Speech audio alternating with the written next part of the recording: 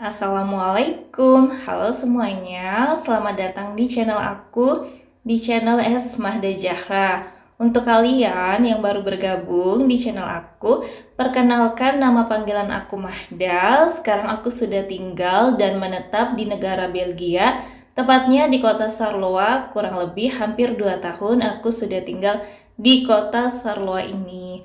Nah, sebelum kita mulai, aku mau mengucapkan terima kasih banyak atas cinta dan juga dukungan yang telah kalian berikan kepada channel aku selama ini dengan mengklik tombol subscribe dan juga menonton video aku.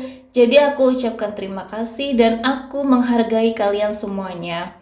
Nah, hari ini aku mau membagikan tips untuk kalian yang ingin pindah atau menetap di negara Belgia karena alasan belajar, bekerja, atau ikut pasangan warga negara Belgia seperti aku.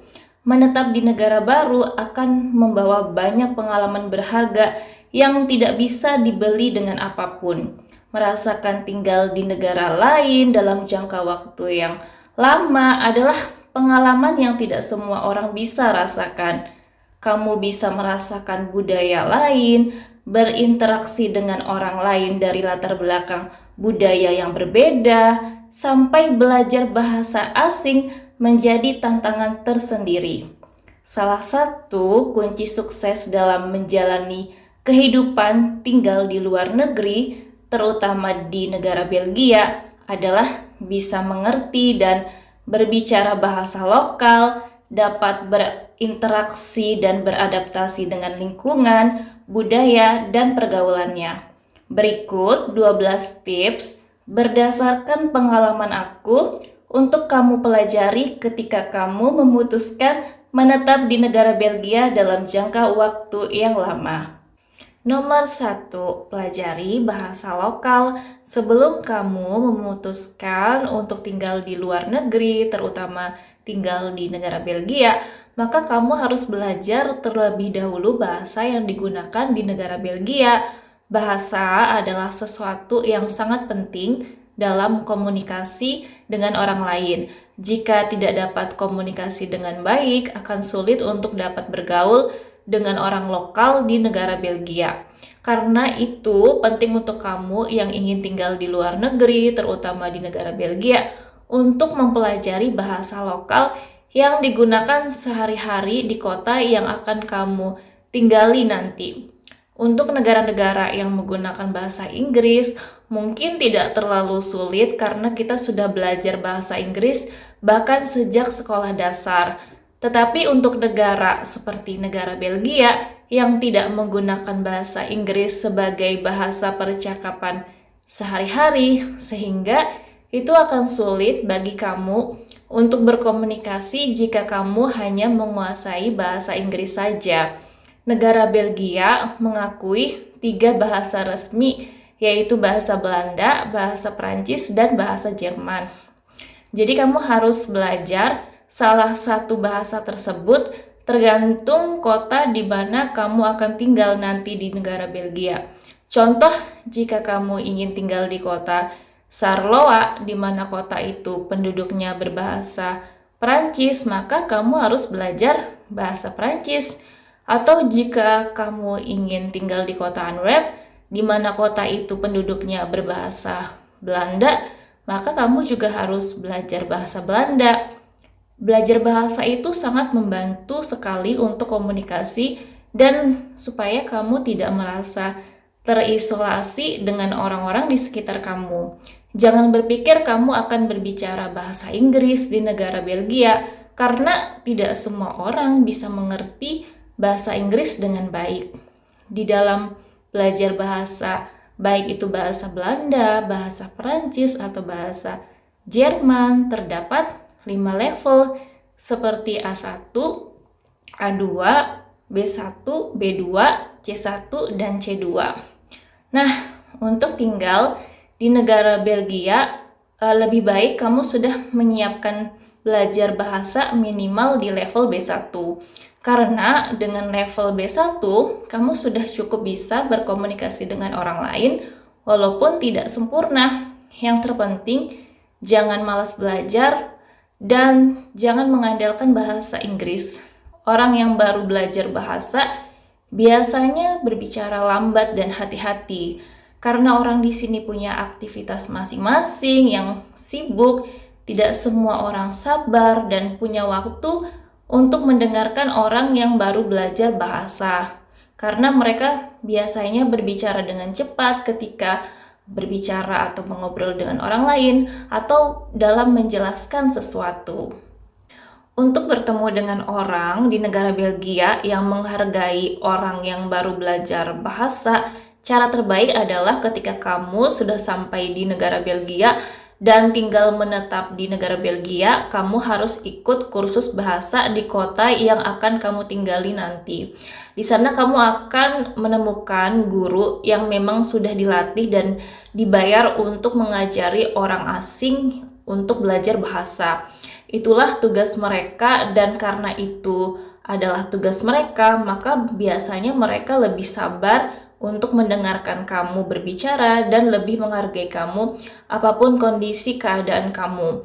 Cobalah berbicara bahasa yang ada di kota kamu, baik komunikasi dengan email, melalui telepon, dan jangan menggunakan bahasa Inggris karena mereka biasanya lebih menghargai orang yang memakai bahasa mereka. Nah, dari semua kesulitan belajar bahasa dan untuk mencapai sukses sampai lancar berbicara bahasa lokal, yang terpenting adalah bahwa saat kamu belajar bahasa untuk komunikasi di negara Belgia, kuncinya terletak pada niat untuk belajar dan motivasi untuk terus berusaha lebih baik lagi. Tips yang kedua, pelajari negara dan kota yang kamu tinggali nanti. Ketika kamu memutuskan untuk pindah ke negara Belgia dan menetap di sebuah kota yang ada di negara itu, ada baiknya kamu mencari informasi tentang sejarah kota yang kamu tinggali nanti. Kemudian pelajari juga informasi negara Belgia secara keseluruhan. Kamu bisa mencari di internet, di YouTube, di website, atau membaca buku panduan yang disediakan oleh pusat promosi wisata yang ada di setiap kota. Jika kamu sudah bisa cukup baik berbicara dalam bahasa Prancis atau bahasa Belanda atau bahasa Jerman, maka kamu bisa mengobrol dengan orang-orang Belgia tentang sejarah kota yang kamu tinggali nanti. Dengan banyak tahu informasi, maka kamu bisa lebih menghargai sejarah yang berkaitan dengan peristiwa masa lalu yang masih berhubungan dengan masa sekarang. Lebih punya rasa empati, tenggang rasa, lebih berpikiran terbuka, dan lebih berwawasan luas.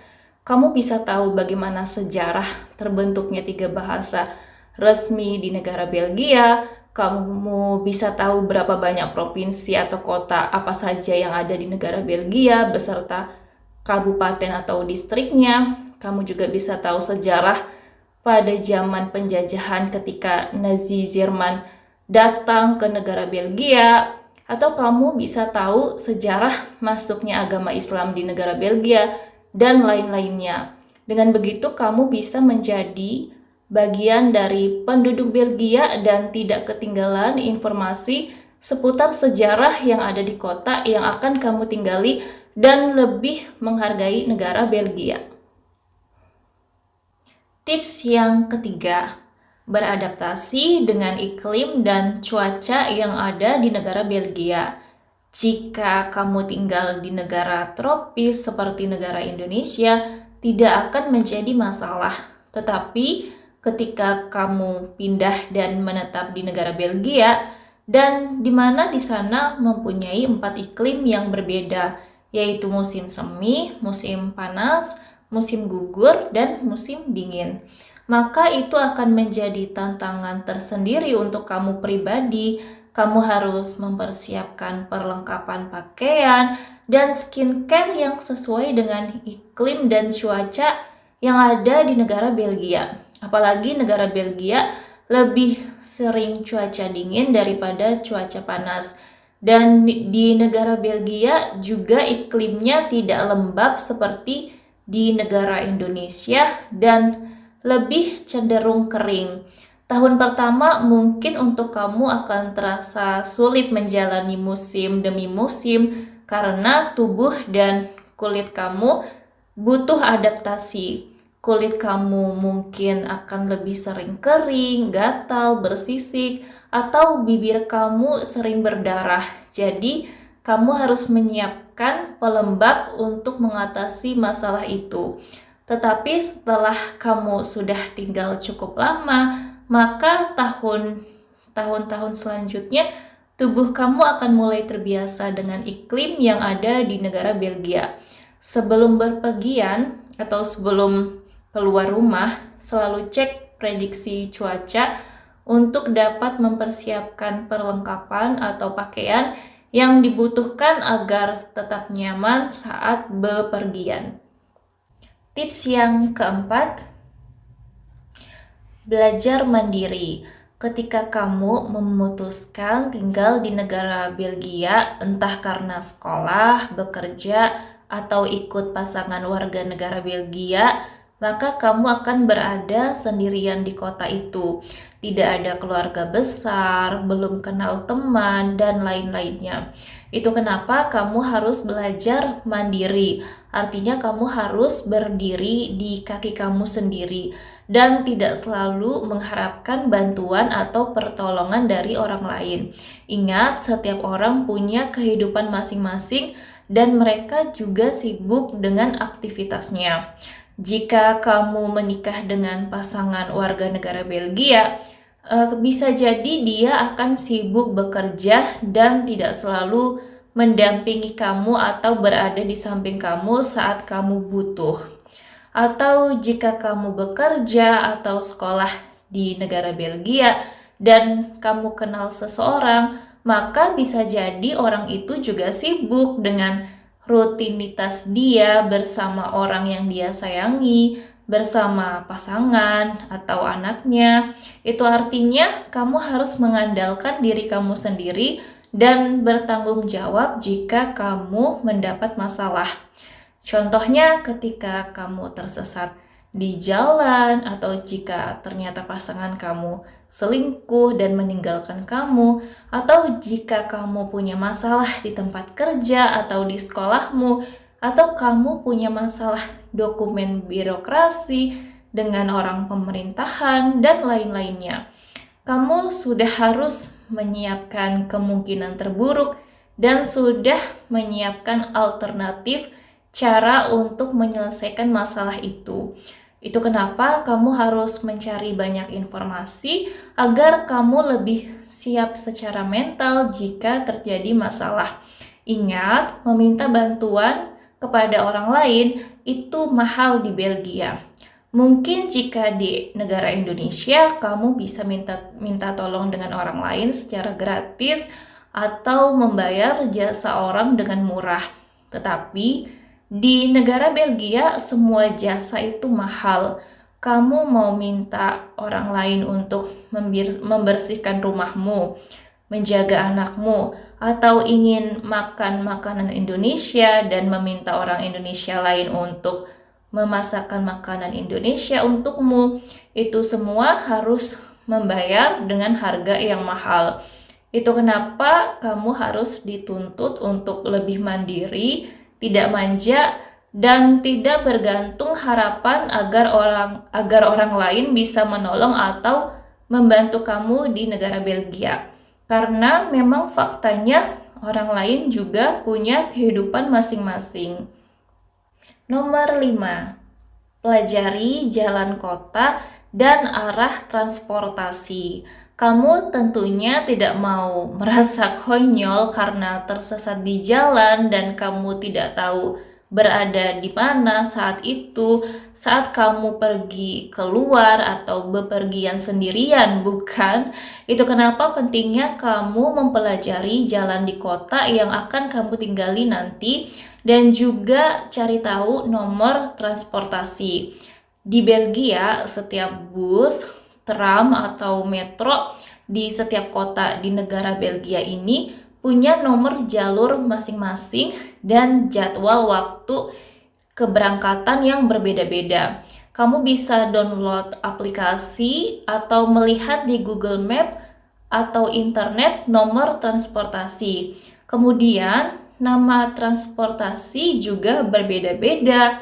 Di area Wallonie, area Belgia yang berbahasa Perancis, seluruh transportasi umum dijalankan oleh perusahaan Letek. Sedangkan di area Vlaams, area yang berbahasa Belanda, transportasi umum seluruhnya dijalankan oleh perusahaan De Lijn. Sedangkan di area wilayah ibu kota Brussel, transportasi umum seluruhnya dijalankan oleh perusahaan STIB MIVB.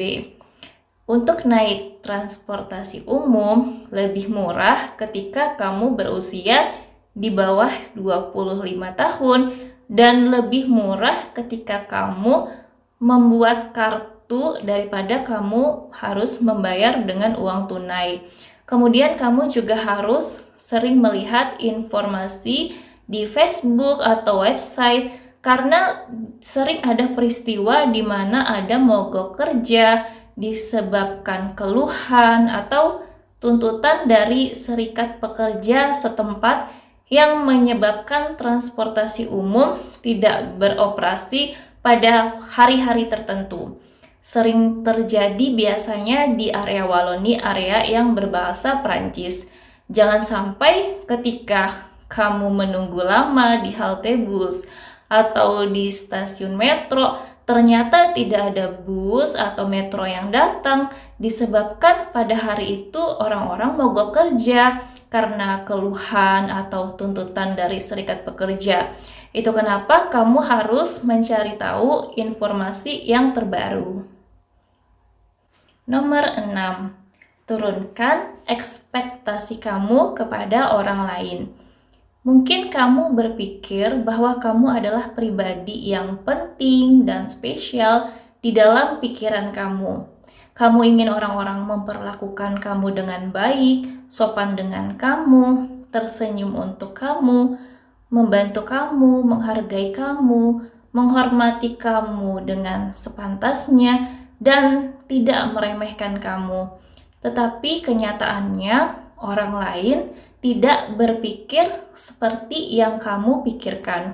Mereka akan memperlakukan orang lain sesuai apa yang terjadi di dalam kehidupannya.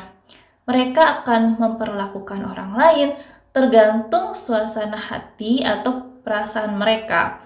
Mereka akan memperlakukan orang lain berdasarkan pengalaman hidup mereka, apa yang ada di dalam pikiran mereka. Jadi karena pengalaman hidup dan pikiran mereka itu yang membentuk karakter mereka dalam memperlakukan orang lain. Jika mereka sedang dalam suasana hati atau perasaan yang baik, perasaan senang, maka mereka pasti akan memperlakukan orang lain dengan baik. Sebaliknya, jika mereka sedang dalam suasana hati atau perasaan yang kesal, punya masalah di dalam kepala, atau punya pengalaman hidup yang membuat hati mereka terluka, punya masalah pribadi seperti tidak percaya kepada orang lain, tentu saja mereka akan memperlakukan orang lain atau bisa memasang wajah yang kurang bersahabat. Bahasa tubuh, komunikasi saat berbicara, karakter orang adalah cerminan dari diri mereka. Kamu tidak dapat mengontrol pikiran mereka, diri mereka, karena itu mereka sudah berada di luar batas kemampuan kamu. Jika kamu berekspektasi orang lain menjadi seperti sosok yang kamu bayangkan di dalam pikiran kamu, maka kamu akan jatuh dalam kecewa, patah hati, dan terluka. Bukan mereka yang mengecewakan kamu, tetapi kamu kecewa karena mereka tidak sesuai dan jauh dari ekspektasi yang sudah kamu buat sendiri di dalam pikiran kamu. Ekspektasi kamulah yang terlalu tinggi untuk orang lain. Kamu menaruh harapan lebih kepada orang lain. Kamu berharap mereka menghargai kamu, mereka sayang dengan kamu, kamu berharap mereka peduli dengan kondisi perasaan kamu berharap mereka memperlakukan dengan baik seperti yang sudah kamu lakukan ke mereka, tetapi ternyata kenyataannya tidak seperti itu. Kemudian akhirnya kamu sakit hati sendiri, kecewa sendiri, marah sendiri, dan terluka sendiri. Apakah orang lain akan mengerti perasaan kamu? Belum tentu, atau bisa juga tidak, karena memang sudah selayaknya orang tidak punya kewajiban untuk peduli dengan orang lain, karena memang sudah sewajarnya setiap orang mementingkan diri mereka sendiri untuk kepentingan kebahagiaan mereka. Oleh karena itu, turunkanlah ekspektasi atau harapan kamu kepada orang lain. Dan yang perlu diingat, hargailah setiap orang yang sayang dengan kamu, yang peduli dengan kamu, walaupun cuma satu orang. Setiap wajah, setiap orang punya penyukanya masing-masing. Cinta itu bisa hadir dari hati yang bahagia, dari kantong cinta yang penuh. Ketika kamu sudah menemukan tempat atau orang yang cocok dengan kamu di negara Belgia, mereka menghargai, menerima kamu, dan mendukung kamu secara tulus, kamu bisa menaruh kepercayaan kepada mereka, maka kamu akan lebih menghargai mereka. Tips yang ketujuh, pelajari kebiasaan dan budaya di negara Belgia. Ketika kamu tinggal di negara Belgia, kamu harus mempelajari kebiasaan dan budaya mereka. Hal ini supaya kamu tidak kaget atau tidak shock secara budaya saat berada di negara Belgia, dan tidak membanding-bandingkan antara negara Belgia dengan negara Indonesia.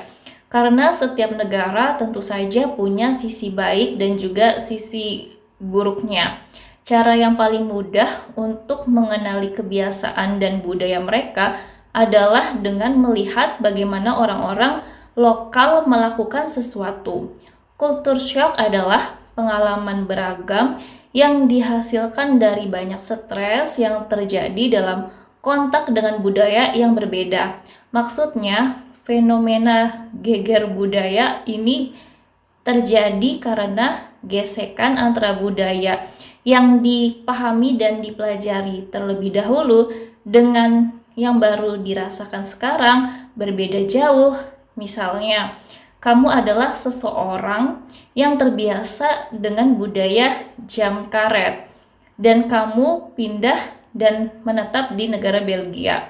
Kamu mungkin akan terkejut dengan budaya masyarakat Belgia yang semuanya sangat disiplin dan tepat waktu, sehingga kamu merasa kewalahan untuk menyesuaikan budaya yang tidak biasa kamu lakukan.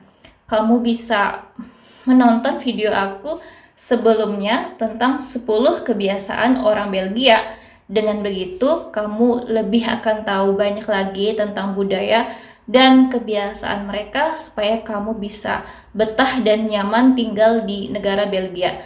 Jangan lupa cari tahu juga tentang makanan dan minuman yang khas yang cuma ada di negara Belgia, terutama yang ada di kota yang akan kamu tinggali nanti. Nomor 8. Beradaptasi dengan makanan. Adaptasi dengan makanan itu bisa berbeda-beda setiap orang karena menyangkut selera dan juga kecocokan. Ada orang Indonesia yang cepat beradaptasi dengan makanan baru dan ada juga yang tidak seperti aku. Jika tidak bisa beradaptasi makanan yang ada di negara Belgia, akan susah sehingga harus mencari bahan makanan Indonesia di toko Asia dan belajar masak makanan Indonesia sendiri di rumah. Hal yang terpenting yang harus diperhatikan adalah ketika di Indonesia setiap makanan selalu ada label halal. Namun di negara Belgia, untuk kamu yang beragama Islam, kamu harus rajin untuk memeriksa atau mencari tahu sebelum membeli makanan apakah ada label halal atau tidak di makanan tersebut. Jika tidak ada label halal, kamu harus memeriksa makanan itu apakah ada kandungan yang mengandung makanan yang tidak diperbolehkan dalam ajaran Islam seperti babi atau yang beralkohol seperti itu. Kamu juga harus mencari tahu informasi tentang makanan dan minuman khas yang ada di negara Belgia yang halal, sehingga kamu bisa belajar dan tahu tentang rasa dari makanan yang ada di negara Belgia dan selektif untuk memilih. Perlu diingat, di negara Belgia kaya akan kewarganegaraan yang berbeda. Kamu tidak hanya menemui orang Belgia saja di negara Belgia ini, tetapi juga ada orang Maroko, orang Turki, orang Pakistan, dan lain-lainnya. Sehingga kamu bisa belajar mencoba makanan dari negara yang berbeda. Nomor 9. Mengatur keuangan. Tinggal di negara Belgia, apa-apa serba mahal. Untuk itu harus lebih bijak dalam mengatur dan mengelola keuangan. Caranya, kamu harus rajin mencatat pengeluaran dan membeli barang yang hanya dibutuhkan saja. Kemudian memilih toko yang murah dan terjangkau, seperti toko Lidl, toko Aldi, atau toko Colruyt. Buatlah catatan kebutuhan kamu dan rajinlah mencatatnya. Prioritaskan memenuhi kebutuhan, bukan melakukan kesalahan dengan membeli barang-barang yang tidak terlalu penting. Kamu juga harus tahu kebutuhan seperti apa yang wajib kamu penuhi, misalnya untuk kebutuhan makan, kemudian membayar tagihan air, listrik, gas, asuransi, dan lain-lainnya. Buatlah tabungan dana darurat. Hal ini supaya jika ada kebutuhan yang mendesak atau mendadak, kamu punya persiapan. Ketika menikah dengan pasangan warga negara Belgia, komunikasi tentang keuangan sangatlah penting agar tercipta kerjasama dalam mengatur keuangan. Di negara Belgia, umumnya semua tagihan pembayaran akan dikirim melalui surat. Untuk itu, kamu juga harus selalu rajin memeriksa kotak surat yang ada di rumah kamu. Tips nomor 10. Integrasi dengan sekolah dan menjalin hubungan pertemanan. Ketika kamu pindah ke negara Belgia, itu wajar mencari teman orang Indonesia lain di sekitar kota kamu. Tetapi pilihlah teman yang menghargai dan membuat kamu merasa nyaman. Mulailah ambil sekolah bahasa di negara Belgia. Hal ini agar kamu bisa bertemu dengan orang-orang baru dan bisa cepat belajar bahasa lokal. Berintegrasi atau berbaur atau bergaul dengan orang-orang lokal akan sangat membantu kamu mendapatkan banyak informasi. Berteman dengan orang-orang lokal dan juga orang asing lain yang tinggal di negara Belgia akan memberi kesempatan kepada kamu untuk membuka wawasan baru dari berbagai sudut pandang dan belajar budaya. Hal ini akan memperkaya pengetahuan dan cara pandang kamu. Terakhir, dengan menjalin hubungan pertemanan dengan orang lain, kamu tidak merasa sendirian di negara Belgia. Ketika kamu sudah fasih bahasa Belanda atau bahasa Prancis atau bahasa Jerman, maka asahlah kemampuan kamu. Jika kamu bisa membuat kue atau memasak makanan Indonesia yang enak, cobalah promosikan di grup-grup, atau jika kamu suka mengajar atau mengasuh anak, cobalah cari kegiatan yang membuat kamu merasa nyaman sehingga kamu tidak merasa bosan di rumah. Atau jika kamu mau, kamu bisa mengambil sekolah kejurusan untuk menunjang pelatihan kerja atau meningkatkan bakat. Selain itu, kamu bisa mencari pekerjaan yang cocok dengan kamu. Dengan begitu, kamu bisa mendapat pemasukan keuangan tambahan, lebih mandiri, lebih banyak kenal orang lain, dan punya banyak teman. Nomor 11. taat pada hukum dan aturan yang berlaku. Peribahasa di mana bumi dipijak, di situ langit dijunjung, berlaku secara umum di negara manapun. Jangan melanggar hukum dan tata tertib, apalagi dengan sengaja. Biaya yang dikeluarkan juga tidak main-main mahalnya. Rata-rata denda dari polisi Belgia di atas 1,8 juta. Polisi akan mengirimkan surat tagihan ke rumah kamu jika kamu tidak membayar atau terlambat membayar, maka polisi akan menaikkan dendanya. Polisi Belgia tidaklah sama dengan polisi yang ada di Indonesia. Selain itu, jika kamu melanggar atau berbuat tidak sopan, akan berakibat buruk pada diri kita dan juga akan memberikan citra negatif kepada negara Indonesia kita. Jangan terlibat secara langsung maupun tidak langsung pada perkelahian politik di Belgia dan lain-lain, agar tidak ada konflik kepentingan bagi kita. Tips yang ke-12, manfaatkan fasilitas dengan efektif.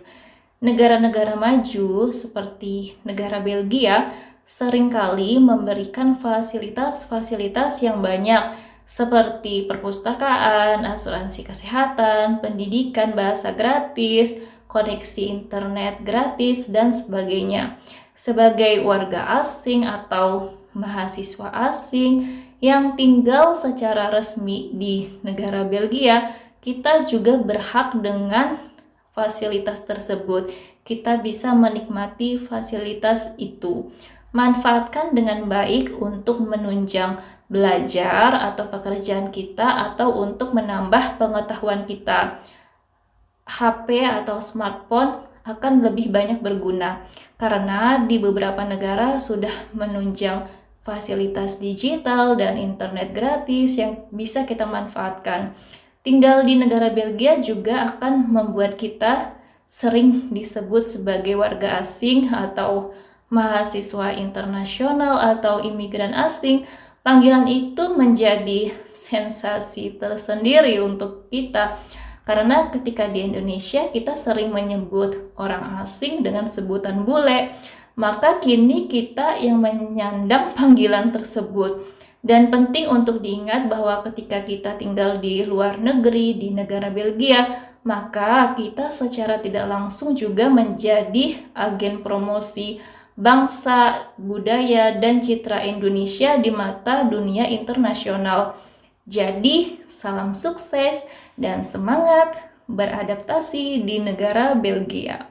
Oke, jadi cukup di sini dulu video dari aku 12 tips untuk tinggal di negara Belgia. Semoga video aku ini bisa bermanfaat untuk kalian yang berencana pindah dan menetap di negara Belgia untuk jangka waktu yang lama. Sampai jumpa di video aku selanjutnya. Salam Mahda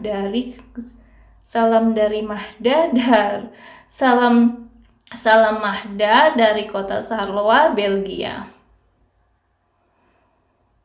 Terima kasih sudah menonton, kasih like, tinggalkan komentar, dan jangan lupa subscribe.